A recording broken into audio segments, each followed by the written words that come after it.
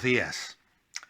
Estamos en el Salmo 6 y nos toca meditar en la tercera estrofa, los versículos que encontramos en el Salmo 6, versículos 6 y 7.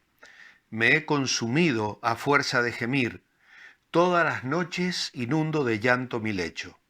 Riego mi cama con mis lágrimas. Mis ojos están gastados de sufrir, se han envejecido a causa de todos mis adversarios.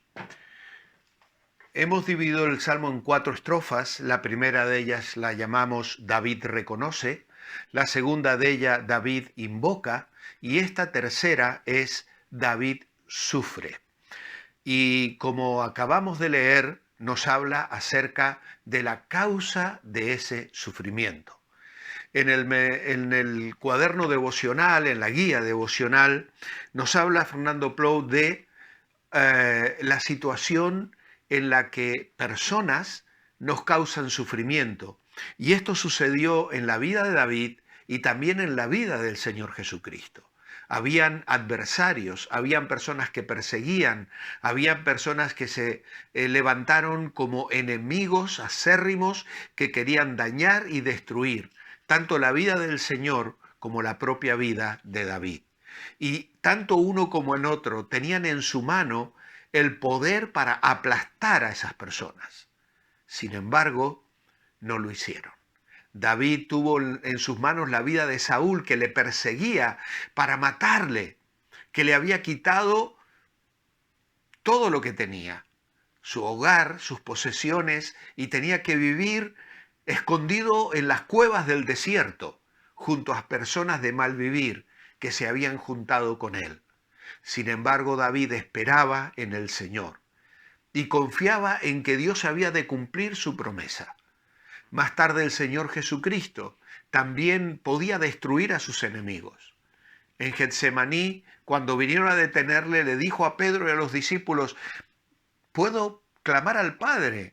Y Él va a enviar 12 legiones de ángeles para liberarme.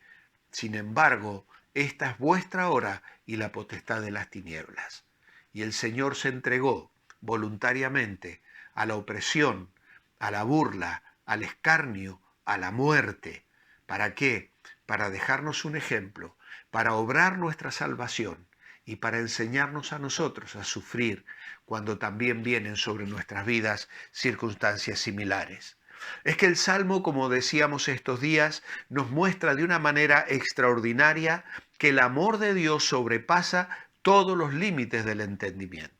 Y la aparente falta de intervención de Dios en una situación de crisis siempre tiene un propósito. Incluso cuando hay un jefe o una persona o un familiar o incluso padres no creyentes, familiares no creyentes, personas que atentan contra nuestra fe y que de una manera injusta nos infligen tremendos sufrimientos. Como el salmista, podemos estar derramando abundantes lágrimas. Él dice que mojaba su lecho. En aquellos días las camas con patas solo existían en la casa de los ricos, de los palacios, pero la gente común pues tenía lechos en el suelo, se tapaban con la ropa con la que vivían diariamente. Y obviamente aquel derramar lágrimas es una hipérbole del salmista que quiere decirle al Señor el dolor del corazón. Y esa es la ventaja que tenemos en la oración. La Biblia nos enseña a poner la otra mejilla. La Biblia nos enseña a ser perdonadores. El Señor nos enseñó a llevar otra milla, aquella que injustamente nos es propuesta por una autoridad. Sin embargo, podemos abrir el corazón abiertamente delante del Señor y pedirle que Él intervenga en las situaciones donde nosotros estamos padeciendo injustamente. Hay salmos muy fuertes que hablan de los enemigos de Israel, pero son oraciones dichas al Señor. No es que nosotros vamos a tomar venganza de nuestros enemigos. Más tarde en Romanos 12, el apóstol Pablo hablará acerca de esto, diciendo que la venganza es del Señor y que debemos dejar todo en las manos del Señor, que no debemos vengarnos nosotros mismos. El creyente puede mirar al Señor, contarle a Él las situaciones de injusticia que vive y puede descansar plenamente en la voluntad soberana de un Dios que a lo mejor no interrumpe esa situación, pero que está teniendo un propósito en nuestra vida para enseñarnos mansedumbre, para moldear nuestro carácter, para llevarnos a nuevas etapas en la vida cristiana de comunión, de confianza, de fe, de saber que el Señor está con nosotros. Así que en estos dos versículos, versículos 6 y 7, el salmista describe poéticamente la intensidad de su oración. Ha invertido todas sus fuerzas durante las noches, llorando y gimiendo por su condición, y está exhausto. Regó e inundó su cama con lágrimas, y dice que sus ojos se gastaron de tanto sufrir. Y lo que destaca esta parte del Salmo es que la oración indica que su dolor se relaciona con las acciones de personas que le hieren y le angustian. Así que aquí aparecen los adversarios. ¿Serán enemigos espirituales? El salmista a menudo habla de los enemigos de Dios. Hay eruditos bíblicos que sugieren que los enemigos eran hechiceros.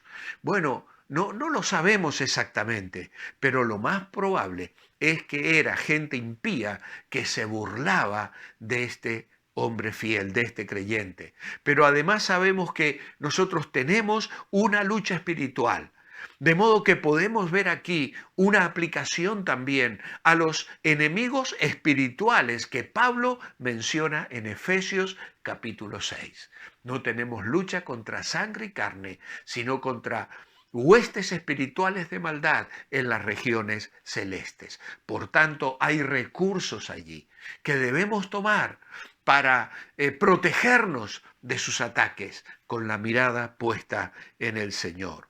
La Biblia recalca el contraste entre las fuerzas del mal y los que siguen a Dios. Y el poeta utiliza muy bien la hipérbole para exagerar y poner de relieve la profundidad de su dolor. El lecho alude al lugar de descanso del salmista. Y como he dicho recién, en la antigüedad únicamente las personas ricas tenían camas con patas. Generalmente estos lechos eran lugares en el suelo que no tenían cubiertas ni mantas, pues la ropa de los que las utilizaban servían para cubrirse durante el descanso.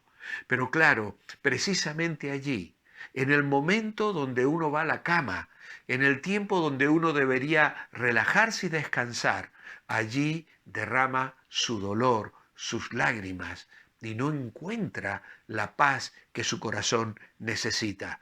Mis ojos están gastados de sufrir.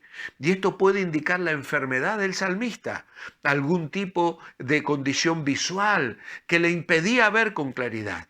Otra posibilidad es que la expresión sea una figura del lenguaje que intenta expresar la extensión del sufrimiento y enfatizar el lloro y el dolor del salmista. Al volcar su corazón con lágrimas, David lo que está haciendo es totalmente sincero con Dios.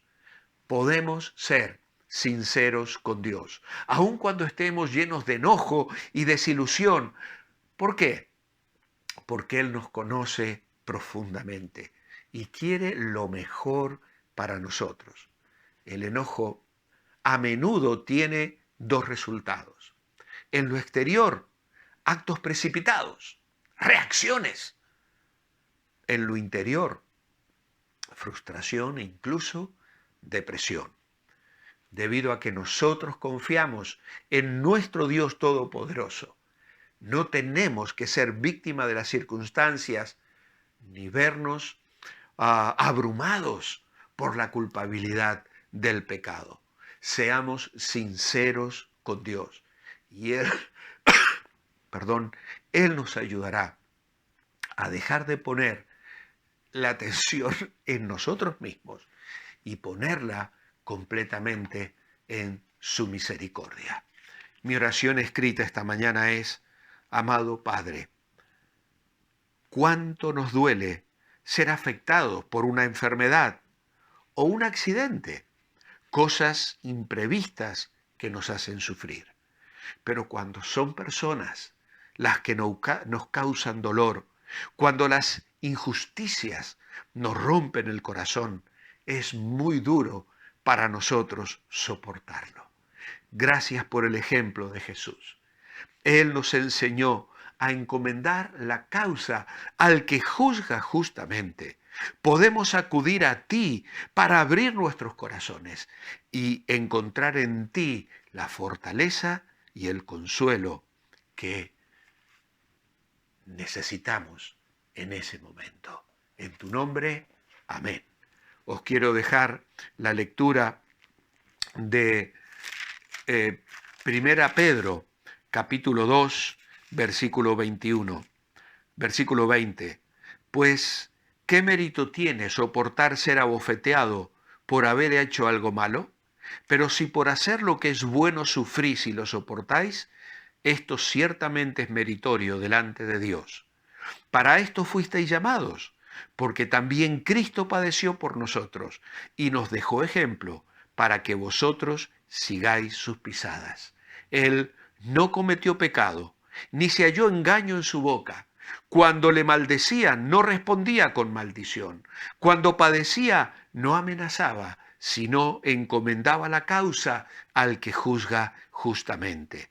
Él mismo llevó nuestros pecados en su cuerpo sobre el madero, para que nosotros, una vez muertos a los pecados, vivamos para la justicia. Amados hermanos, que el Señor os bendiga. Os espero mañana, jueves. Mientras tanto, manteneos bendecibles.